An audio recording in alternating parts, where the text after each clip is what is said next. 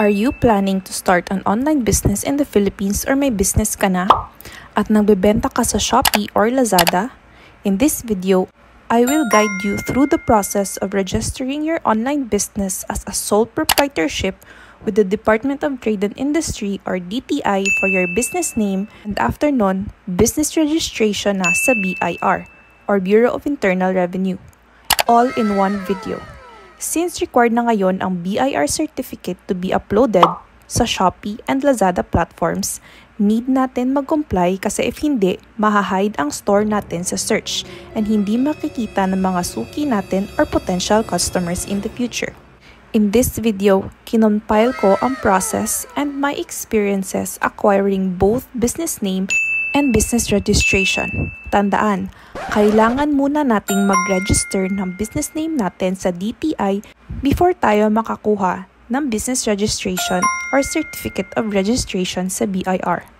These are the crucial steps to ensure na ang business mo operates legally and smoothly if seryoso ka talaga sa business mo. Now, start na tayo sa pag-register ng business name natin sa DTI. Based sa mention ko earlier, ang first step is mag-register tayo sa DTI before tayo makapag-proceed sa BIR. Pumunta tayo sa website ni DTI, which is dito tayo mag-register ng business name natin. Ang website na ito ay sa bnrs.dti.gov.ph. Ilalagay ko ang link sa baba para mas madali niyong mapuntahan ang website. I-click natin tong Business Name Services and click natin tong New Registration.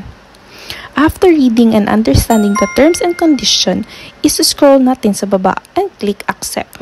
Make sure na naintindihang mabuti and i-take note ang mga nakalagay sa terms and condition, especially paano mag-name ng business para hindi tayo maka-encounter ng errors and problems in the following steps. Sa first part na ito ay about sa owner's information. I-fill lang natin ang mga fields na needed sa page na ito. Tapos, click natin Next. Makikita natin may confirmation pop-out na lalabas na nagsasabing a verification email was sent sa email na nilagay natin. Kindly check your inbox or spam messages before specific date and specific time. So, i-check natin ang email natin. Basic experience ko, nasa spam folder nga talaga siya. So, ilalagay natin ang verification code dito and i-click Verify. Now, nandito na tayo sa business scope natin. Since online seller ako and nagtitinda ako sa Shopee and nag-ship out sa Luzon, Visayas, and Mindanao, pinili ko ang national. Meaning, ang scope ng business name ko ay valid and known nationally. Sa part na ito, dito ilalagay natin ang name ng business natin. Ang dominant name, ang gusto nyong name ng business nyo. And ang business name descriptor ay nagde-determine ng industry or nature ng business mo based sa list ng Philippine Industrial Classification. So based sa example ni DTI dito, example, dominant name mo is 1. Tapos ang descriptor meaning or industry or nature nito ay isang sari-sari store. So ang full business name mo is 1 sari-sari store. Don't worry. May validation or checker naman sa baba in case na taken or invalid ang business name mo para makapag-adjust ka din or makapag-decide ng business name mo na final. So, for example, ang business name ko ay Dress Up. Tapos, ang binibenta ko is mga RTW clothes. So, ang lumabas dito ay clothes shop. Tapos, sa baba, lalabas dito ang proposed business name mo. Tapos, click natin tong Check Availability. I-check ng system if available or valid ba ang business name mo. Mga around 1 to 2 minutes tayo maghihintay while nagpa-validate ang system. Huwag mong i-close ang window na ito. Ayun nga, first attempt natin. Failed yung BN registered kasi business name is taken na daw or registered na. So mag-a-adjust tayo. Try natin kunin yung spaces sa gitna ng Dress Up and i-validate natin ulit. Okay, failed pa rin. Now, on 2 rules na siya na fail. May descriptor daw sa name which is not valid tapos business name has been registered. Change name na lang talaga. So, ginawa kong She Dress Up no space and validate natin. Okay, all good na. Proceed tayo sa next step. Click natin tong next. In this part, About ito sa owner's personal information and business address naman. Before proceeding, lalabas tong reference code mo na dapat mong i-take note. Kasi ito ang code na gagamitin mo if i-check mo ang status ng business name mo and other transaction when checking sa DTI about the current business name mo na na-register. So for me, screenshot ko to and ilalagay ko to sa notes ko just to take note lang. Tapos, finil ko ang mga info dito sa baba. Owner's address and information, tapos yung business address ko. Same lang din sa address ko na residential. Since home base lang naman ako. Tapos, kiklik ko tong next. Lalabas ang preview ng information na in-input mo in the past windows. Double check mo lahat if correct.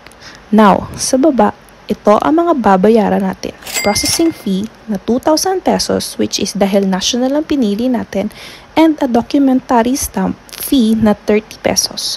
So, ang total na babayaran natin is 2,030 pesos. Sa baba, makikita natin ang mga payment options ng transaction fees. Wala na talagang free ngayon guys. Hindi na talaga tayo makakatakas. Si PayMaya yata ang pinakamababang transaction fee dito. Pero wala akong PayMaya. So, pinili ko ang Visa debit card kasi credit card ang ginamit ko. Click ko tong receive payment and input ko ang card details ko and click pay. So, ito ang resibo ko. Tapos, i-check natin ang email natin for the documents. And ayun nga, successfully registered na ang business name natin. Dito sa attachment, mada-download natin ang resibo from DTI and business name certificate natin. Ngayon, i-check na natin if registered na ba sa system ang business name natin. So, click natin tong business name services dito sa website on the left side and i-click natin to ang transaction inquiry. I-input natin yung sinave nating reference code kanina and click search. Parang may email verification pa yata dito banda. Pero hindi ko na screenshot or na-record yung email verification process. So, if lalabas na nagbavalidate ng email, check nyo na lang yung email yun, enter nyo ang code, tapos proceed. And yun nga, registered na ang status ng business name natin. At ayun nga, now, nakuha mo na ang DTI certificate mo sa email mo. Pwede mo yung i-print if gusto mo, or pwede ding i-keep mo na lang as soft copy. Now, ready na tayo sa next step which is BIR registration or business registration. I-share ko sa inyo paano ako nag-register ng online business ko sa BIR. Ito lang ang masasabi ko guys. Mas mabuti na pumunta na lang kayo sa BIR RDO branch ninyo. Huwag na lang kayong mag-try na mag-email kasi from my experience, I waited almost 2 weeks. Wala din naman reply sa RDO ko. Sinunod ko din naman kasi ang nasa YouTube at tinry ko lang if same process lang and yun nga, napagtanto ko na hindi lahat ng RDO have the same process. Almost 2 weeks akong naghintay sa reply ng RDO ko and wala talaga akong nakuhang reply. So nag-decide na lang ako na pumunta na lang mismo sa BIR at doon mag-apply. For more info pala regarding sa business na pinaregister ko, yung RDO ko is RDO 80 or Mandaue City na BIR. Sole proprietorship ang type of business na pinili ko. Tax type 8% income tax rate non-VAT. Since less than 3M naman yung sales ko. So meaning in every 250,000 pesos na sales for 1 year, wala akong tax. Pero dapat magpa-file talaga quarterly and annually. If example, naka 500,000 pesos ako this year, yung tax ko is 500,000 pesos minus 250,000 pesos is equal to 250,000 pesos. Tapos ita times natin sa 8% na income tax rate. So yung tax ko that year is 20,000 pesos. Ang business expenses are not allowed for deduction sa tax type na ito. Yung filing nga is every quarter and annual. Here are the steps kung paano ko ni-register ang online business ko sa BIR. So sa first step, fill out and print out the requirements. For sole proprietorship, ito ang mga requirements. Ilalagay ko sa description ang checklist provided by BIR. Ilalagay ko rin sa baba ang mga links ng form para diretso nyo nang ma-download. So, fill out and print out 2 copies of BIR Form 1901. Magdala din ng 2 copies of valid ID. Yung sa akin, TIN and passport. Also, mas mabuti na dalihin nyo na lang din yung birth certificate nyo para in case na may problem sa BIR records nyo ay makorek agad. May kakilala kasi ako na may problema pala sa spelling ng name niya sa BIR records. Although sa TIN niya, tama naman lahat. So ito is para hindi masayang ang oras ninyo. I-photocopy nyo na rin. Next requirement is print out of proof of residence since walang complete address yung TIN ko. Yung sa akin is sa VECO, parang meral ko siya na version dito sa Cebu. Basta't may name mo at may complete address. And lastly, 2 copies of your DTI certificate. For the fees naman, i-ready nyo na rin ang expense na 30 pesos para sa documentary stamp fee and 1,500 pesos for the printing of the official receipts, 50 sheets each booklet and minimum of 5 booklet. And no fee na para sa registration. So at first, nag-send ako sa RDO email address ng mga scan copy ng requirements ko, hoping na mag-reply sila para hindi na ako pumila at diretso pick up na lang sa branch ang COR. Naghintay ako ng almost 2 weeks at nag-decide na lang ako na pumunta sa BIR mismo kasi nasasayang lang ang oras ko.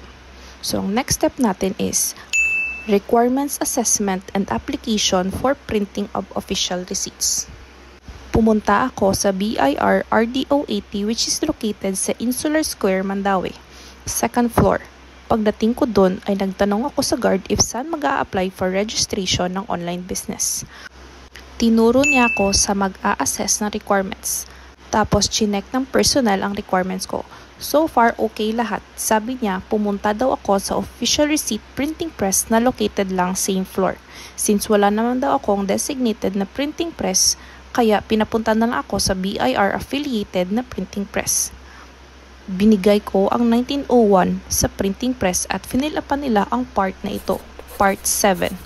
Tapos nagbayad ako ng 1,500 pesos para sa 5 official receipts. Minimum na yung 5 books. After, nagbigay sila ng resibo. Magme-message lang daw sila sa number ko if ready for claiming na yung official receipts at ipakita lang ang resibo for claiming. After, bumalik ako sa nag-a-assess or sa assessment area. Tapos pinakita ko sa kanya na tapos na ako sa printing press process. Binigyan niya ako ng temporary number at pinapunta ako sa client support section. Pagpasok ko, tinanong ako kung ano ang pakay ko. So, for business registration, binigay ko yung temporary number ko sa personnel tapos binigyan niya ako ng queuing number for counter 1, which is designated para sa new applications of businesses only. So, sa next step na tayo, sa application for registration. So, 2.5 hours akong naghintay bago ako tawagin ng counter 1.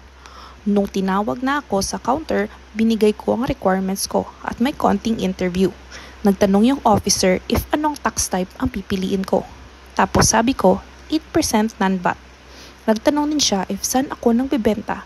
Sabi ko sa Shopee. Matagal na ba daw yung business ko? Sabi ko, opo, pero sideline lang. Sabi niya, hindi naman po over 3M yung sales nyo, no? Sabi ko, hindi po. Pwede ko pong ipakita sa inyo ang income namin sa Shopee. Sabi ng officer, no need na. Tapos, in-input na niya sa system at binigay yung documents ko sa ibang counter for verification.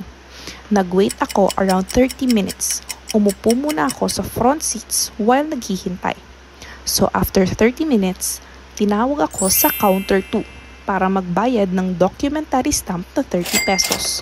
Tapos, nirelease na yung COR copy which is 2 pages, itong green na BIR certificate yata, copy ng BIR Form 1901 with the checklist na at attachment na nandito may pirma nila, and yung BIR Form 1921 na authority to print na ibibigay sa printing press. Tapos, bumalik ako sa printing press at binigay yung BIR Form 1921 na approve na ang business registration ko at ito na ang go signal na pwede na silang mag-print. After neto, Scan nyo na lang yung COR tapos upload nyo sa Shopee. Dito sa Shopee information, tapos business information, upload nyo dito sa BIR Certificate of Registration. Regarding sa resibo, nag-text yung printing press sa akin after 1 week na pwede nang i-claim ang mga resibo, and ayun nga, kinuha ko na. And that's all. Ang masasabi ko lang, iba-iba talaga ang process na filing sa BIR depende sa RDO. Iba, pwede yung email tapos collect mo na lang yung mga COR or documents mo.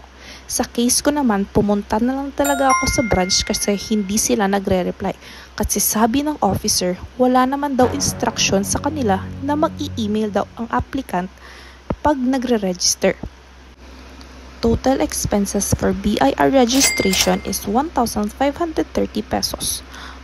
Kailangan nyo talaga maglaan ng 1 day para sa BIR registration kasi depende sa dami ng tao ang linya. Sa case ko, half day lang kasi that time hindi naman gaano kadami yung tao. Sana nakatulong ang video na ito. Do like and subscribe!